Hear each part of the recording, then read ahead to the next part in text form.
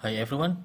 Uh, for many of you who have been using the Micro Four system of your camera, uh, Panasonic or the Olympus system, I'm sure that some of you might find some difficulties to find a good flash, but relatively cheap compared to the original or branded flash.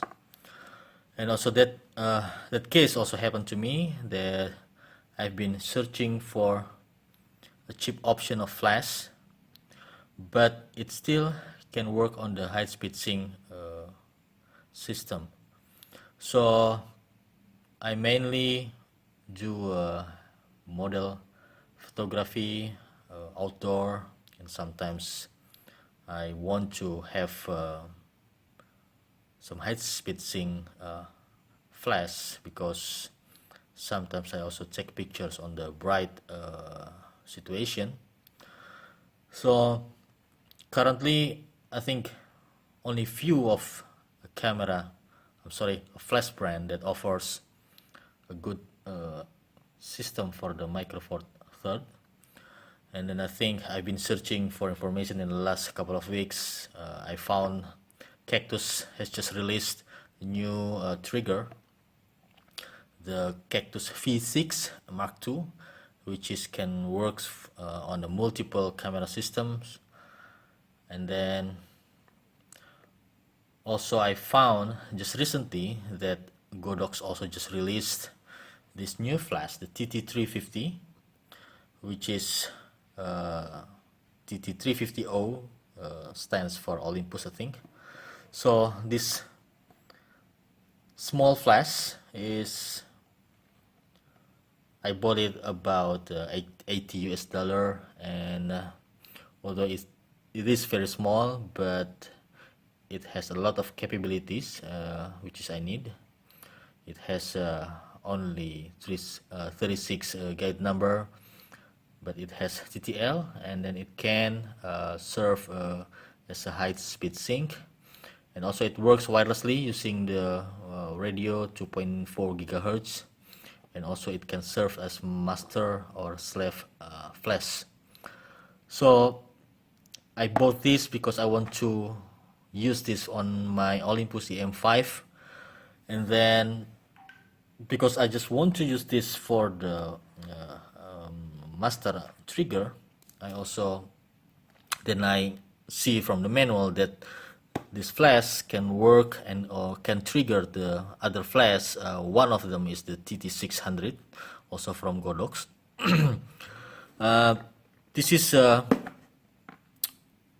manual flash. It doesn't have any TTL, but it has stronger power, 60 guide number, and then it also works on the high-speed sync using wireless radio, and also can serve as master and slave. I bought this flash approximately about, I think, about $50 to $60.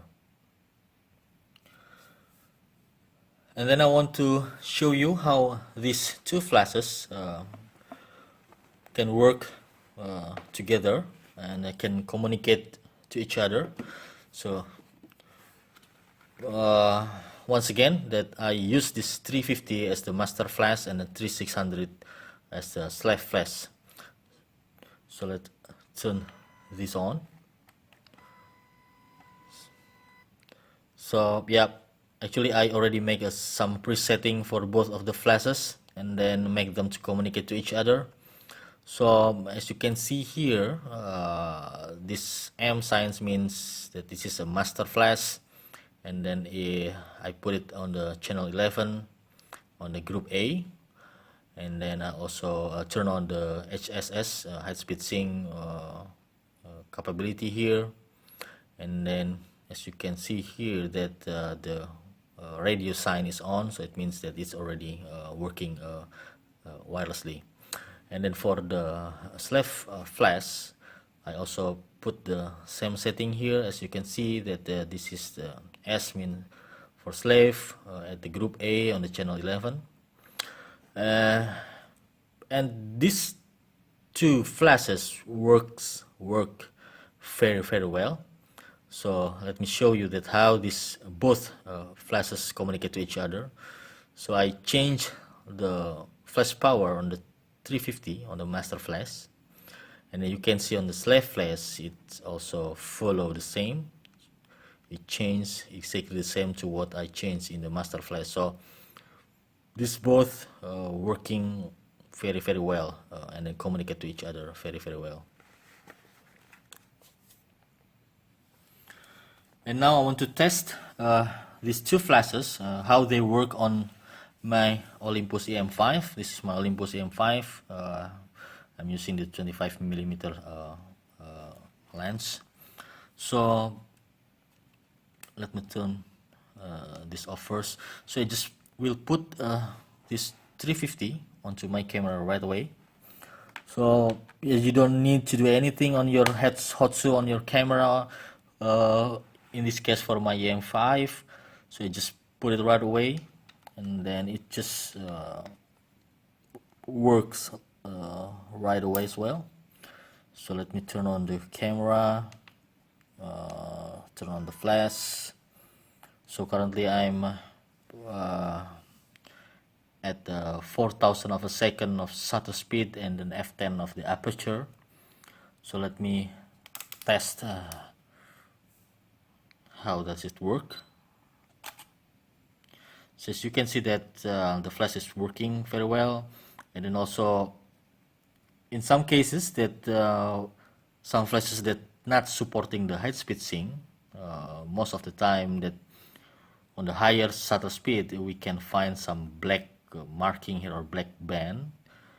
It means that the shutter of the camera and the flash, they don't synchronize very well. But for this case, for the TT350 from Godox, as you can see that the picture looks fine, so it means that it can work on the high speed sync. And then now let's try how well this flash, the 350, trigger the slave flash. So now they don't they haven't communicated to each other. So let me change the power here. So let them. So I changed the setting from the T600 just from my 350. So if you use for example, if you are doing an off-camera flash photography, and then you put the TT600 quite far from you, so you don't need to back and forth to change the setting of your flash, so you just do it from your master flash here. So let's try now. So just put the 600 here. So I will test to shoot right away. So let me try from the lower shutter speed first, see how it works. So now we are at the the M5, the X sync, the maximum speed sync is 250. So let's try at the 250. Yes, you can see that it works very well. It triggered the flash, and then we don't see any problem with the picture. And then let's try higher shutter speed. Still also working very well, no problem whatsoever.